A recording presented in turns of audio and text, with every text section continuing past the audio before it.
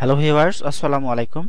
আজকের ভিডিওতে আমি দেখাবো কিভাবে আপনারা 2024 সালে ভর্তি হওয়া ছাত্রছাত্রীর তথ্য উপবৃত্তি পোর্টালে যুক্ত করবেন। অর্থাৎ উপবৃত্তির যে ওয়েবসাইট psb.finance.gov.bd, এই সাইটে আপনারা কিভাবে নতুন শিক্ষার্থী এন্ট্রি দিবেন।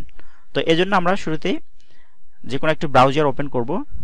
আচ্ছা, ব্রাউজার ওপেন করার পর ব্রাউজারের অ্যাড্রেস বারে আমরা psb.finance.gov.bd ওয়েবসাইট ওয়েব অ্যাড্রেস লিখে আমরা এন্টার প্রেস করব। আচ্ছা, এরপর লগইন ইন্টারফেস আসবে। এখানে আমরা লগইনের যে ইনফরমেশন, সেই ইনফরমেশনগুলো পূরণ করার পর আমরা নিচে এই লগইন বাটনে ক্লিক করব, তাহলে লগইন হয়ে যাবে। আচ্ছা, লগইন করার পর আমরা ড্যাশবোর্ড দেখতে পাবো। আচ্ছা, ড্যাশবোর্ডে দেখুন বাম পাশে মেনু বার আছে।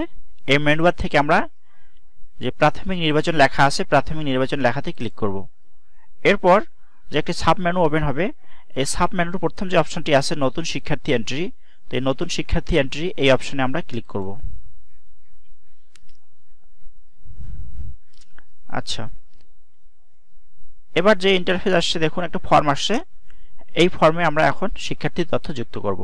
তো প্রথমে দেখুন জন্ম সনদের নম্বর, শিক্ষার্থীর নাম, বাংলা, জন্ম তারিখ, এই তথ্যগুলোর যে বক্স আছে বক্সের প্রত্যেকটাতে একটা একটা করে আমরা এখন লিখব। তো প্রথমে আমরা জন্ম সনদের নাম্বার দিব।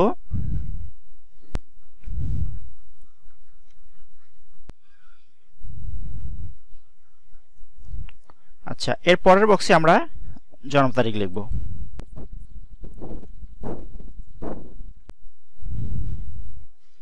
এরপর জন্ম তারিখ লেখার পর আমরা এখানে দেখুন বাম পাশে ডান পাশে খুঁজুন লেখা আছে, আমরা খুঁজুন লেখাতে ক্লিক করব। তাহলে জন্ম সনদের বা জন্ম নিবন্ধনের যে সার্ভার আছে সেই সার্ভার থেকে অটোমেটিক এই শিক্ষার্থীর নাম, ইংরেজি নাম, জেন্ডার সবকিছু চলে আসবে, কোনো কিছুই লিখতে হবে না বা লেখার কোনো অপশনও নেই। আচ্ছা, এরপর আমরা এখানে দেখুন ধর্ম নির্বাচন করুন।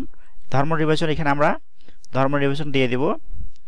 আচ্ছা, এখানে ভাই বোনের সংখ্যা আছে, ভাই বোনের সংখ্যা 1, আমার জন্ম নিবন্ধন কার্ডে 1 লেখা আছে, আমি 1 দিলাম।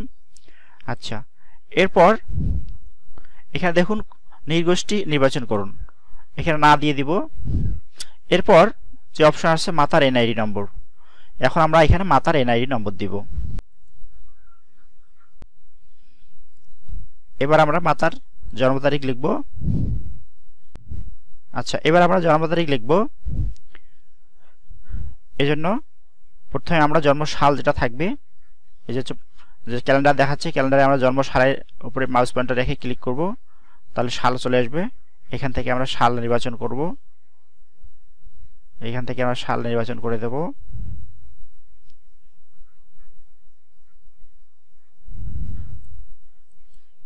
আচ্ছা, এরপর আমরা মাস নির্বাচন করব। মাস নির্বাচন করার জন্য মাসের নামে ক্লিক করব, এখান থেকে আমরা মাসের নামটা নির্বাচন করব। এরপর যে ক্যালেন্ডার শো করবে এখানে আমরা তারিখে নির্বাচন করে দেব। হ্যাঁ, আচ্ছা, এবার আমরা ডান পাশে খুঁজুন লেখা আছে, খুঁজুন লেখাতে ক্লিক করব। হ্যাঁ, অটোমেটিক নাম বাংলা ইংরেজি দুটোই চলে আসছে এনআইডি সার্ভার থেকে। এরপর ঠিক একইভাবে আমরা পিতার এনআইডি নম্বর এবং জন্ম তারিখ বসাবো।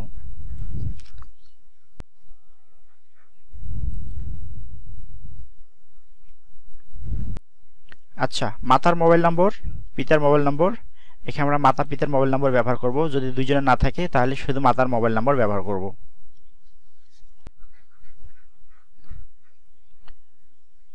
হ্যাঁ, আমার পিতামাতার তথ্য দেওয়া শেষ। এবার আমি স্ক্রল করে নিচে আসব। এবার আমরা এখানে ঠিকানা নির্বাচন করে দেব।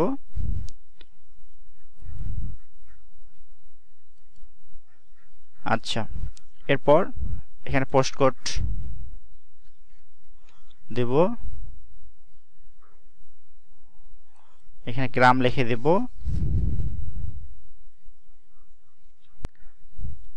এরপর স্থায়ী ঠিকানার একই বর্তমান ঠিকানা, অর্থাৎ স্থায়ী ঠিকানা এবং বর্তমান ঠিকানা একই, এই জন্য উপরে যে বক্সটি আছে এই বক্সে আমরা ক্লিক করব। বক্সে ক্লিক করলে অটো এখানে চলে আসবে, ঠিকানা অটো পূরণ হয়ে যাবে, বর্তমান ঠিকানা এবং স্থায়ী ঠিকানা একই হয়ে যাবে। এবার আমাদের বিদ্যালয়ের শিক্ষা তথ্য। আচ্ছা, বাম পাশে রংপুর, দিনাজপুর, খানসামা এগুলো পূরণ করে আছে। এখানে শুধু আমাদের এখানে শ্রেণী নির্বাচন করে দিতে হবে। শ্রেণী প্রাক প্রাথমিক 5+, শিফট কোনো শিফট নেই এই জন্য প্রযোজ্য নয়, শাখা নির্বাচন কোনো শাখা নেই এই জন্য প্রযোজ্য নয়। এবার রোল নম্বর, হ্যাঁ রোল নম্বর আমাকে এখানে দিতে হবে, শ্রেণী রোল নম্বর, আচ্ছা ভর্তি রোল নম্বর। আচ্ছা, এরপর স্ক্রল করে নিচে আসবো। আচ্ছা, আসার পর এখানে অভিভাবকের তথ্য দেওয়া আছে, অটো উপর থেকে চলে আসবে। এখানে কোনো কিছু করতে হবে না, শুধু পেমেন্টের বিবরণে এসে আমাকে পেমেন্টের বিবরণ নির্বাচন করতে হবে। এই জন্য এই যে পেমেন্টের ধরন মোবাইল ব্যাংকিং, এটা ঠিক আছে। মোবাইল ব্যাংকিং সেবা দানকারী প্রতিষ্ঠান নির্বাচন করুন, এখানে ক্লিক করে আমাকে নগদ করে দিতে হবে। আচ্ছা, নগদ করে দেওয়ার পর এখানে দেখুন রাউটিং নাম্বার অটো চলে আসবে, কোনো কিছু করতে হবে না, এগুলো যা আছে সব অটো চলে আসবে, কোনো পরিবর্তন করতে হবে না। আচ্ছা, সব কিছু পূরণ হয়ে গেছে। এবার সবশেষে আমরা দেখুন নিচে সংরক্ষণ লেখা আছে, আমরা সংরক্ষণ বাটনে ক্লিক করব। যদি কোনো সমস্যা না থাকে তাহলে আমাদের রেকর্ড দেখুন সাকসেসফুলি সেভড, অর্থাৎ আমার নতুন এন্ট্রি হয়ে গেছে। তো এভাবে আমরা নতুন এন্ট্রি করব এবং নতুন এন্ট্রি দেওয়ার পর আবার আমরা এই শিক্ষার্থীর তথ্য ক্লাস্টারে প্রেরণ করব। এই জন্য এখানে দেখুন নতুন শিক্ষার্থী এন্ট্রি আমরা কাজ করলাম। এরপর দেখুন এই যে অপশন একটা দেওয়া আছে ক্লাস্টারে তালিকা জমা দান, এখানে ক্লাস্টারে তালিকা জমা দান লেখাতে ক্লিক করতে হবে। আচ্ছা, ক্লিক করার পর দেখাচ্ছে শিক্ষার্থীর তথ্য। এরপর আপনারা এইখানে যে বাম পাশে যে বক্স আছে সেই বক্সে আপনারা ক্লিক দিবেন, ক্লিক দিয়ে শিক্ষার্থীটাকে আপনারা নির্বাচন করে নেবেন। নেওয়ার পর আপনারা এখানে দেখুন ক্লাস্টারে পাঠান লেখা আছে, ক্লাস্টারে পাঠান লেখাতে আপনারা ক্লিক করবেন। তো আমি ক্লিক দিয়ে দিলাম। এরপর ক্লাস্টার তালিকা জমা দেন, আপনি কি ক্লাস্টারে আবেদন জমা দেওয়ার বিষয় নিশ্চিত, এখানে হ্যাঁতে ক্লিক করে দিবেন। হ্যাঁ, তাহলে শিক্ষার্থীর নতুন যে আমি এন্ট্রি করলাম সেটা ক্লাস্টারে জমা হয়ে যাবে। তো এভাবে আমরা শিক্ষার্থীর তথ্য ক্লাস্টারে জমা দিতে পারবো এবং শিক্ষার্থীর নতুন এন্ট্রি দিতে পারবো। তো ভিডিওটি যদি আপনাদের ভালো লাগে অবশ্যই লাইক করবেন, শেয়ার করবেন, সমস্যা হলে কমেন্ট করবেন এবং নতুন হয়ে থাকলে চ্যানেলটি সাবস্ক্রাইব করে চ্যানেলের পাশে থাকবেন। সবাইকে ধন্যবাদ, আল্লাহ হাফেজ।